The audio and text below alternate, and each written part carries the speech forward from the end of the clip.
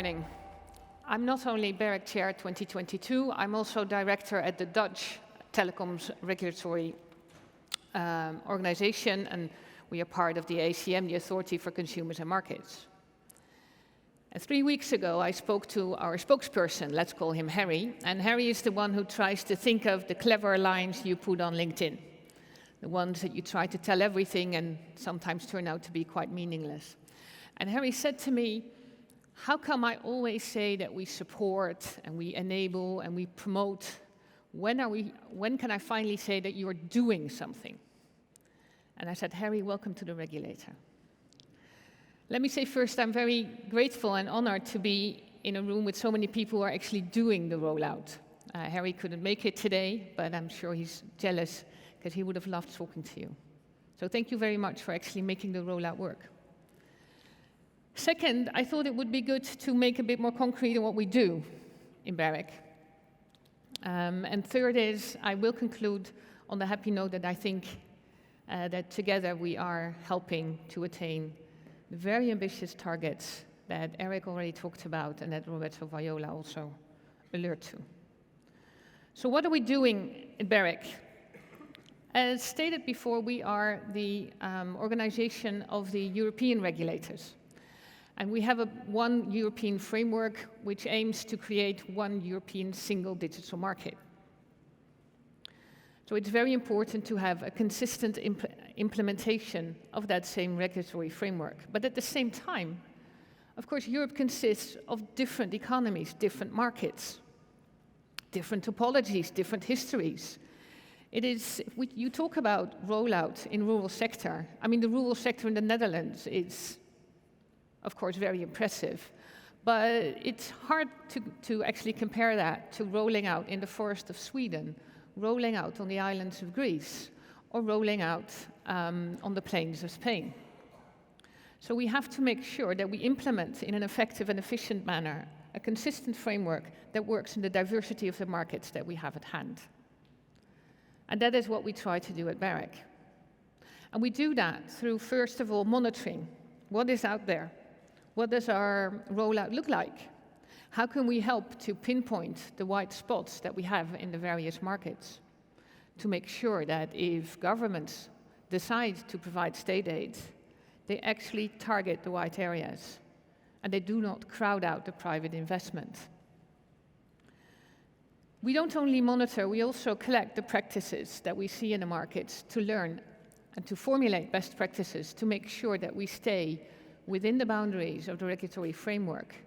We stay we all have state-of-the-art regulatory implementation and good practices. And we translate those into guidelines to make sure that we are transparent to the markets on the way that we implement our regulatory work.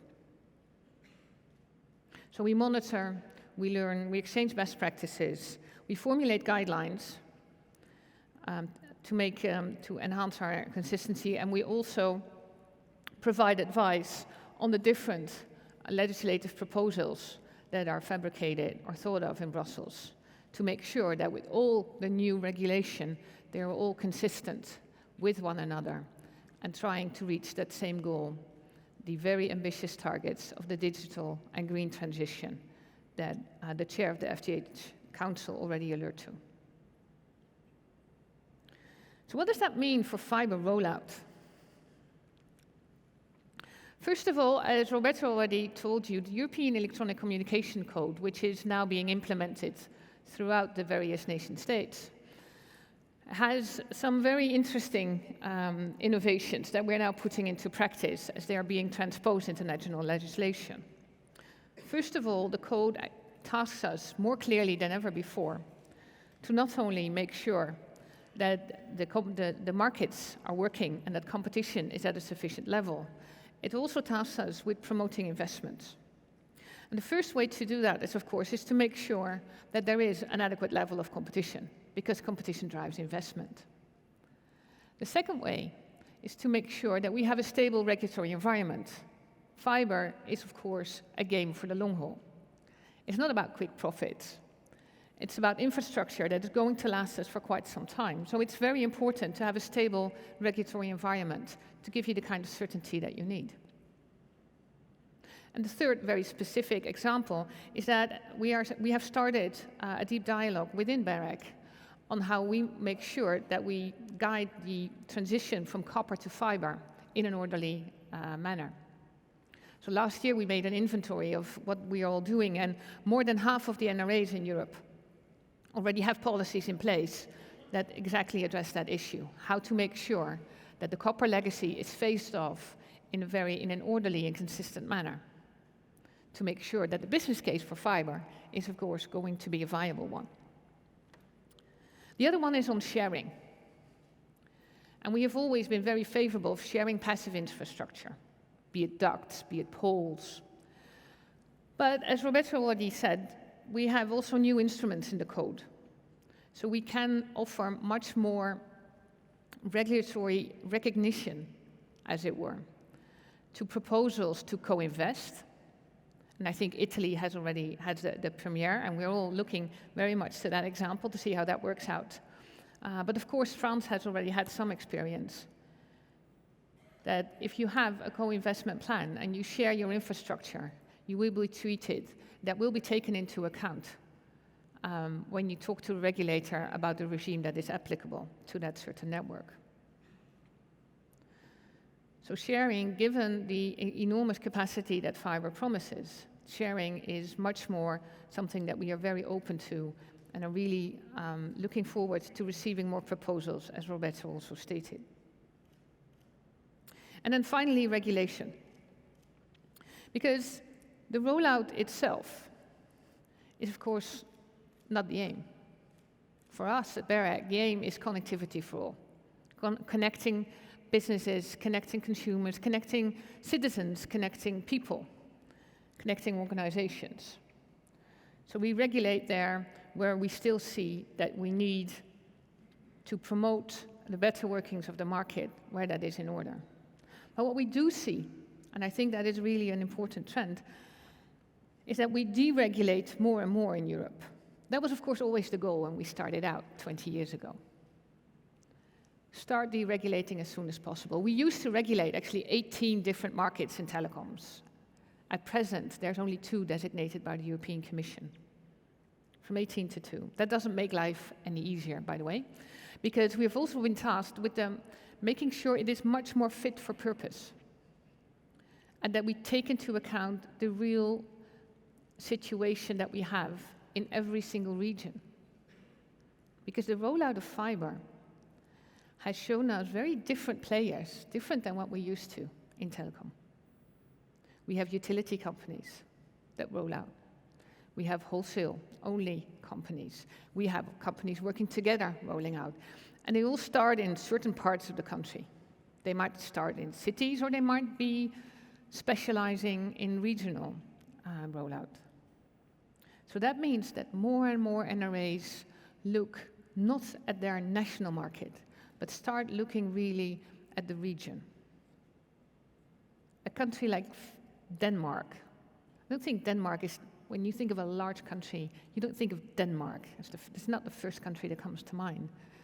It designated 21 different geographical markets and deregulated most of them on the fiber part recently.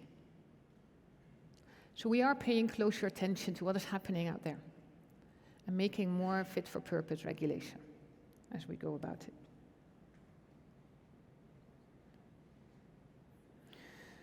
So where does that bring us?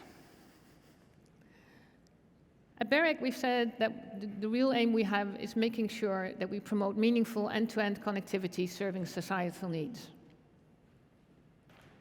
As I said, our first strategic objective is promoting full connectivity. We are technology neutral, but for us, full connectivity is in line with the European digital targets, means very high capacity networks, means the gigabit, and serving societal needs means we take sustainability as a very important parameter. We support sustainable and open digital markets. We welcome new players. We always look out whether there's enough competition and enough chances for different companies to run a good business and to serve customers. And we empower end users. And I think that the way that we have been enabling, supporting, promoting, helping has brought us in Europe with very ambitious targets, and rightfully so. But we have also come a long way. And I had a look at the numbers for 2020, comparing the European homes passed with the American homes passed. And they're both around 40%. And as we already started in the opening speech of the President of the Council, saying that we already passed the 50% point. And as a regulator, I'm not only interested in homes passed, I'm interested in homes connected. Homes connected to high speeds, to make sure that everybody can profit and everybody can contribute to Europe's digital future. And in that respect, thank you so much for the digital rollout. And as I told Harry, we're very happy to help. Thank you.